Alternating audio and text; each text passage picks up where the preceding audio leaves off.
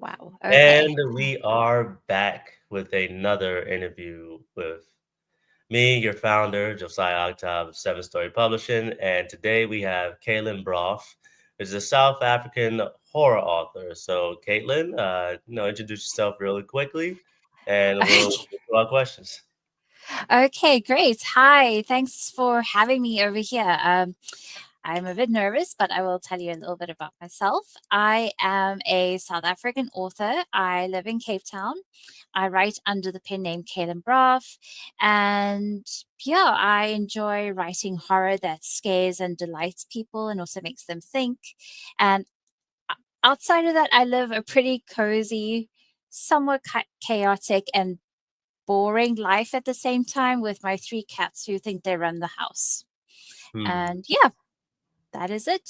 That's all I can really think of and that would be interesting at the moment. All right, Yeah. right. All right. So, what do you like to do outside of writing? Like, all right, what is a day in the life like for you? I mean, you said it's boring, Uh, but what is a day in the life like? oh my goodness. I think a day in the life for me is busy but boring at the same time because I teach English part-time as well. I'm also a freelance content writer. But then I also spend the day taking care of my cats and my garden. I have 3, and I knit as well, very basic stuff. So don't expect anything like grand from that. But sometimes there's a beach in Cape Town that I love to go to called Fishhook. Mm. And if it's a nice cold Sunday morning, I will go there for breakfast or coffee. And it's quite peaceful there. So that is pretty much my day. Yeah. Alright. Hey, look, a lot of people wish they would live in the cozy life. So, Oh, over here in I have, America, it is tough. So, anything yeah, but cozy.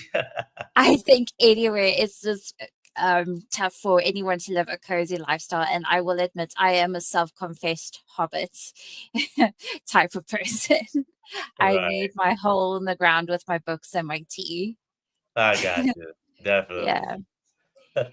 So, Yeah. what inspired your first novel? Like, what was the thing that got you into writing in the first place? Okay, so it depends. Are you talking about when I was a child and I had these fairy tale pie in the sky ideas, or more recently as an adult? Because when I was a teenager, or very young teenager, I thought of writing my first fantasy novel, and I didn't even know what a fantasy novel was at the time.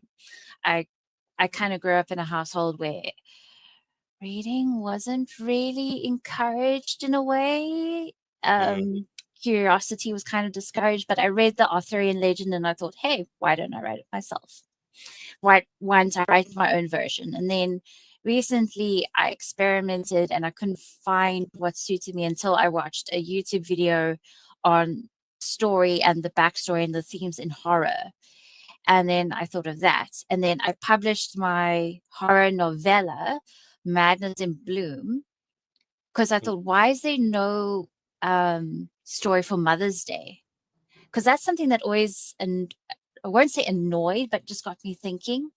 Um, you see all these beautiful romanticized ideas of mothers and daughters. And yes, there are good mother and daughter relationships, but I felt like there was nothing really there for the the dark side of it, the other side. Mhm. So I was just like, okay, we need to address this in horror writing.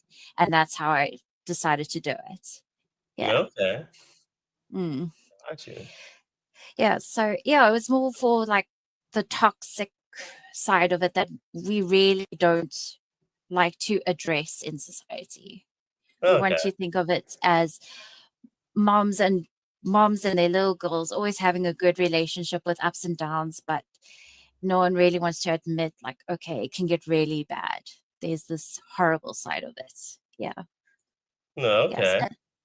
And I thought, okay, let's deal with this in the story. Yeah. Oh man, so a horrible Mother's Day was the inspiration. I remember I remember working in a bookstore and the manager asked me to create a Mother's Day display. And I was like, okay. And I suggested to her, why don't we do true crime? True Mm. crime books. And she just looked at me like I was an insane person. I mean, I am Uh, insane. I am insane. I mean, I'm a writer. It comes oh with the man. territory. But yeah. So that's just like, I think of all these things, and most people would think I'm going crazy and be committed for. But yeah. And then I just decided to put it in my writing, and horror just happened to be the best genre to fit it. Right. Yeah. Okay. Yeah. Okay. I mean, hey, Yeah. like writers find their genres in many different ways. Yeah. I always thought like, okay, it was a disadvantage because I didn't grow up or have the typical upbringing of a writer that grew up reading the classics. And I did read some of them, but I think it's now more of my advantage. It gives me the freedom to try different things. And a lot of them now just happen to fall into the horror genre. So Right. yeah. Mm, Okay. um, So, how do you come up with characters for your story? Are they spontaneous or are they meticulously planned? It depends on the moon and the stars and the day. Okay. The stars have to be in alignment. No, All right. I'm joking. Oh, no, it's just it depends. Like it really does depend. I will sometimes think of of this vague idea for a story, and then I'll think, okay, to make the story work, I need this kind of character, and then this person needs to do this. It's really like working out, okay, from point Z going back to point A. But then I think, okay, I have this character. What would they do if I put them in the worst possible situation? Or what if I have them in this situation? You Hmm. know, like yesterday, not yesterday, a couple of days ago, I was thinking, what if I had a Victorian sea captain type person who was sailing into the deepest, darkest areas of space and it has a Lovecraftian element to it. Hmm. I was like, how do we do this? How do I deal with that? And what themes do I work up with that?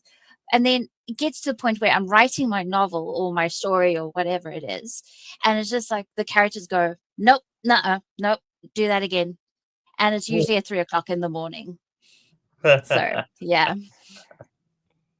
Oh So man. that, yeah, it depends. Like I said, it depends on the day, and it's pretty chaotic because my mind is going from point one, point two, point three to any which way when it comes to stories.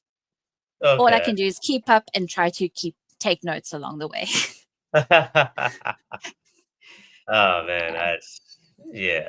Hey, every writer has their way of going about the writing process. Yeah. Sometimes I will. Personally, I Yeah. just write, and then whatever happens, happens. That's it. Yeah.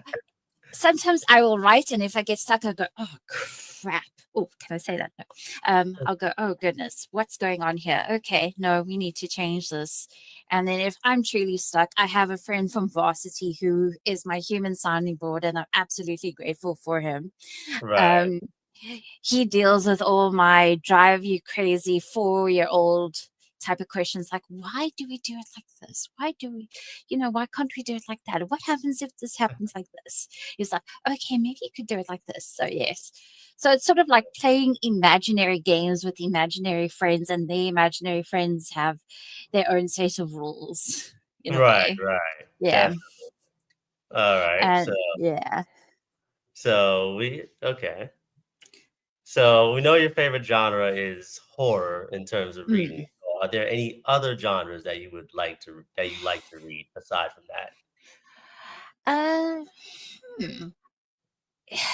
I could say it's more horror adjacent, but it's just I used to enjoy historical fiction quite a lot, Right. um, and crime thrillers, detectives. I read a lot of Agatha Christie. I went through a whole Agatha Christie phase, and Right. Poirot and Hercule Poirot did make me want to learn French, which I struggle with. Um, but there's a book that I really do love called Dead Writers in Rehab. I won't say it's exactly horror, but it's very quirky Right. because it's in the afterlife, and this writer who is dead finds himself in the afterlife with other writers, Mm. from Ernest Hemingway to Dorothy Parker. And it's just a wonderful book because it deals with how flawed human beings can be. Mm. And that's what I love about it. But it does it in this funny, humorous way. And Right. uh, I think humor and is such a great way to deal with these more complex situations and themes and emotions that we deal with as human beings. Right. Okay. Mm, Okay. So yeah, a little historical fiction, but a little, distorted humor. Okay, I got you. I got yeah, yeah, yeah. you. More the sordid side of things. Hey, look, Yes, yes. everybody I has their No offense to anyone who likes more like the beach reads and the what they call chicklets. It's never been for me. It's never right, been for me. I've always loved quirky stories. I mean, I read a right. novel about a man who got married, a Victorian man who got married to a woman for money. Then he made a deal with the devil for his wife to disappear. And then he Wow. realizes he loves her and he goes after the devil to find her. But it's also this very quirky, funny story. Right. Victorian exploration story. So Okay. yeah. Yeah. And some fantasy as well. I enjoy Okay. Robin Hobb Right. and the Assassin's Apprentice series. Yeah. Okay. Yeah. Gotcha. Gotcha. Yeah. All right. It So, again, it also depends on my mood as right. well. Yeah, Yeah. definitely. Yeah. So, how do you Mm. feel about Stephen King? I mean, because that's the king of horror. So, like, how do you feel about Oh his work? man. I think he is a great writer. Like, I mean, he is the king of horror and it's well deserved. But Mm, for me, his son, Joe Hill, I yeah. will always have the utmost respect for because I read somewhere, and again, I read this like years and years ago. And when I was looking him up, when he started publishing, he didn't use his father's name. And it was only later that the publishers realized who he was and who his dad was. So I will always think that is amazing. So, Right. and Stephen King, wow. I loved his story, Carrie, and Right. that his wife helped him with it, especially with the female parts of Carrie, like the female voice and the female insights. And it's just, I always think of him throwing away Carrie and how we wouldn't have had the king of horror Right. if it had stayed in the trash. So Yeah. yes, yeah, yeah. Very annoyed that they're going to do another Carrie remake, miniseries, or movie, or whatever it is they're going to do. I think they need to do Pet Cemetery as a Right. miniseries. Yeah, Okay. yeah, mm, Oh, yeah, definitely. yeah, yeah, All right. yeah. So we're gonna no. This is gonna be the next question. So what's the most difficult thing about being a writer in your opinion? Oh gosh, um, loneliness. Hmm. Um, at least I'm speaking purely from my experience. Writing can be a very lonely job. Hmm. I mean, I'm grateful to my husband who I have and my human sounding board and the few friends I have. But it's the writing, the experience of writing a story, creating a vast world and people from scratch. It's lonely because I don't think unless you're a writer, you can Hmm. understand that. And it's also just how exhausting it can be. Hmm. So we need people to support us. And especially if you want to do this professionally, you you need that support because I can't tell you how many times I wanted to give up. Hmm. I have a mug that I made. I had printed out with like my own little logo to inspire me to keep going. And I got such like when I was working as first starting out as a content writer, I got such bad, personally abusive criticism. Hmm. I was in tears and I just threw it in the bin. Hmm. Um, Hours later, I found that my husband had fished it out and he told me, "You don't ever give up. Don't ever." Because he's that guy, he knows nothing. You are a good writer. You can do this. So Hmm. we need that people, but it's also the loneliness and the understanding that we struggle with when we Right. are doing with all these things as well. Hmm. Yeah. So Okay. for me, that's in my experience is the most difficult part. Yeah. Right. Right. Mm. Hmm. I don't think many writers talk about that, but yeah, that's it. Yeah. That can be a difficult aspect of it. Yeah. And yeah, it's I also with writing horror, and again, purely my own experience, no offense to other horror writers, and I know there are other female horror writers. It's just it's horror gets this bad rep sometimes. Like they go, "Ooh, how can you write something so violent? How can you deal with stuff that's so violent and terrifying?" Hmm. So yeah, so it can be extra alienating in a way. Right. Yeah, Right. yeah, yeah. Okay. Mm. All So right. yeah, So so yeah, that was just my experience. Yes, I'm I a got bit of a downer. Yeah, you. Yeah. yeah, Nah, don't worry. I've read plenty of Stephen King, so I'm in the right frame for it. yeah. No I'm sorry. I'm sorry. worries. So, speaking of, what Mm. is the most unhinged thing you've written in your novels? Don't worry, we don't judge here, and we're not It's afraid. hard. It's hard to. It's hard to pick because some of the stuff I've written is most unhinged, and I've actually had to ask like my human signing board, okay, what do you think is the most unhinged? And because honestly, my short story Popcorn, which is a corporate horror about the people being brainwashed into Mm, being compliance. And I thought, honestly, I thought that was the most unhinged thing I had written because I, purely from the place I wrote it from, which was rage and anger and just pure spite. right, Yeah. So, but if we're talking like the more graphically unhinged, right, definitely my most recent novella called The Girl Who Knew the Medicine. right. And what my main character, what she does is, oh, I'm giving away spoilers now. Okay. She uses Muti, which is Xhosa and Zulu um, medicine. Muti is translated into medicine, Right. and it's herbs and ground dirt and everything. So she uses it to curse these very racist, elitist bullies in her school. And Uh, and in South Africa, rugby is a big thing. Rugby is a big thing. You don't mess with rugby. It's like American football. You don't mess with it. right. And these boys, I used their like pride against them.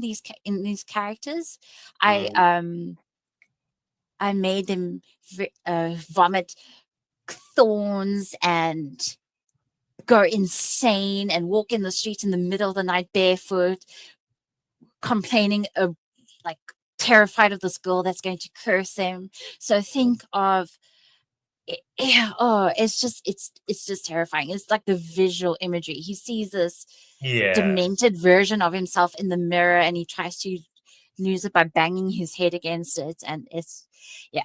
So graphically, most unhinged, that's the girl who knew the medicine. Okay. Spiteful, the popcorn. Yes. So All righty. Well, there you have yeah. it, folks. Two recommendations. Yes, yes. If you want to see what happens if you let your intrusive thoughts win about your office, read Popcorn.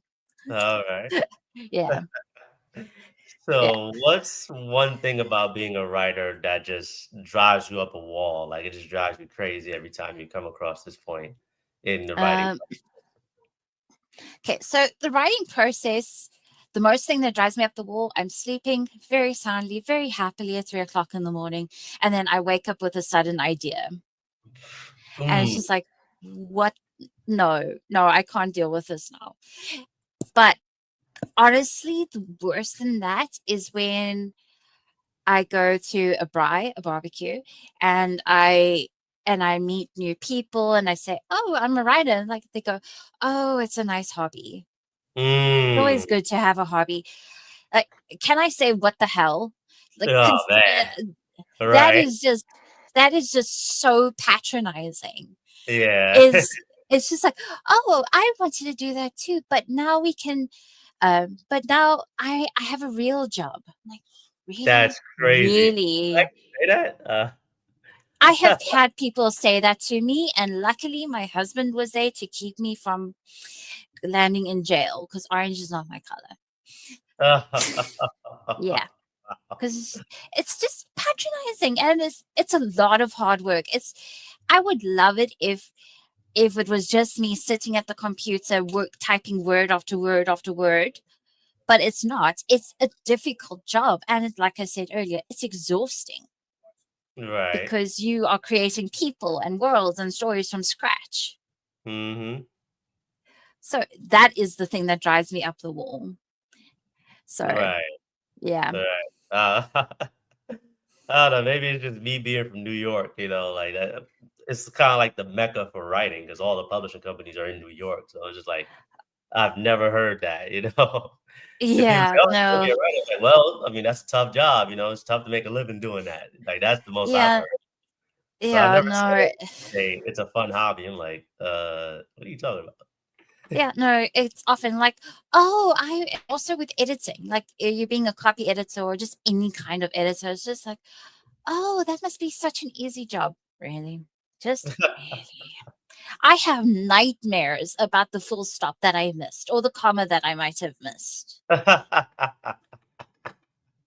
About the full stop. Oh no. Yes. Or maybe I should have said this word. Oh gosh, why did I use that word? This word would have been so much better. Why did I say it's cheap? They're gonna be offended now. Oh. Oh Yeah. man. Yes. Yeah. Yeah. Writing can be a daunting task. So Tell me about it. Yeah, so yeah. sometimes there's Yeah. a whole chapter that you're afraid to go into because you don't know how to go about writing it.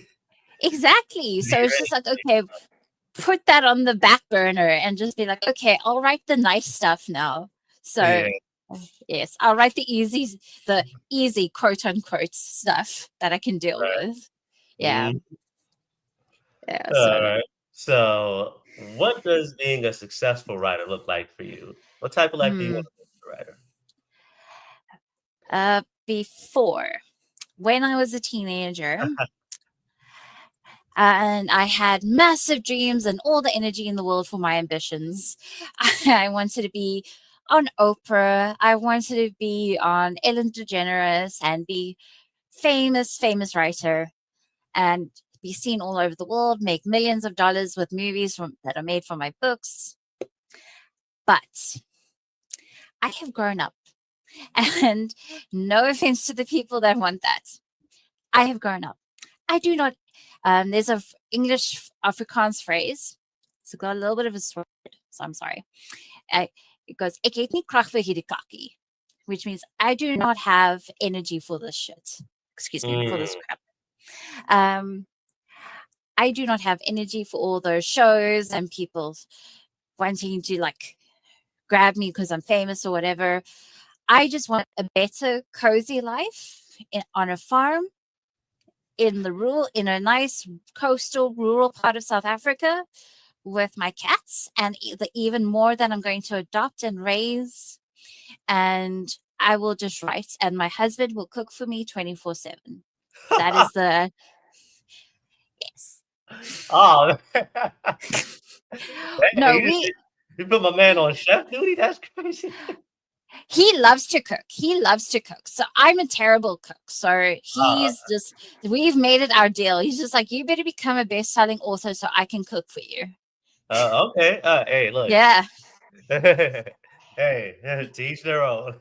Yeah. So no, I will write. I will be the writer with the best-selling author with books that terrify people on my farm with my cats. He will cook for me and make sure I am well fed enough to keep writing. Okay. Hey, look, whatever works, works. Yeah. No, Oh I man. we established I'm a terrible cook.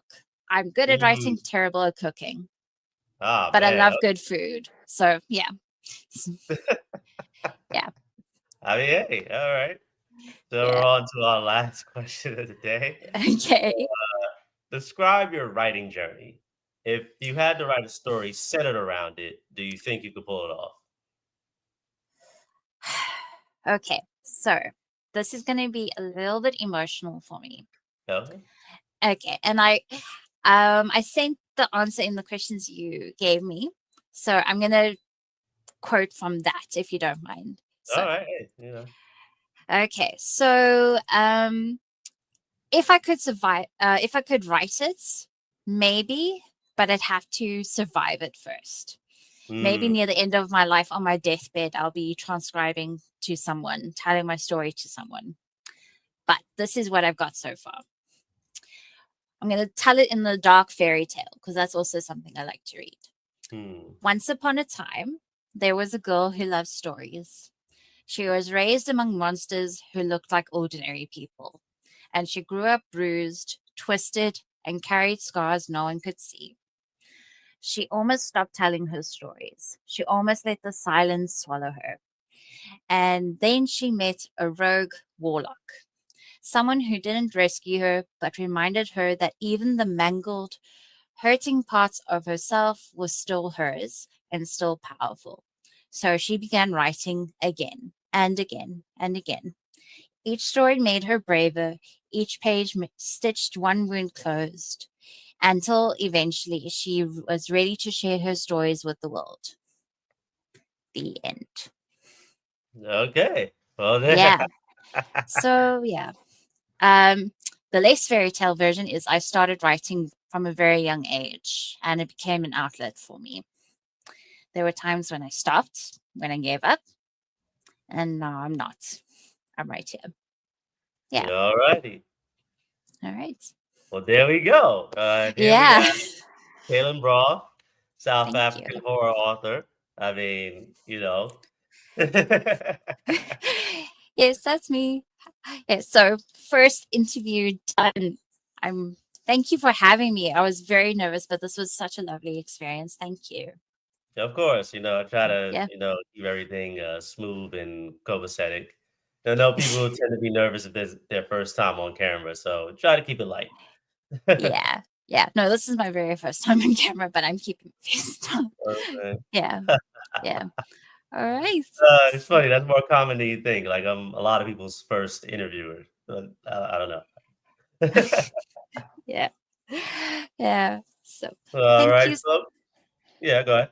Sorry. Oh, I was just going to say again, thank you so much for having me. And again, I really enjoyed this. So, yeah. All righty. And that's a wrap, folks. We'll be back with another interview, hopefully shortly. But we'll see you when you see it. Cheers. Bye. All righty.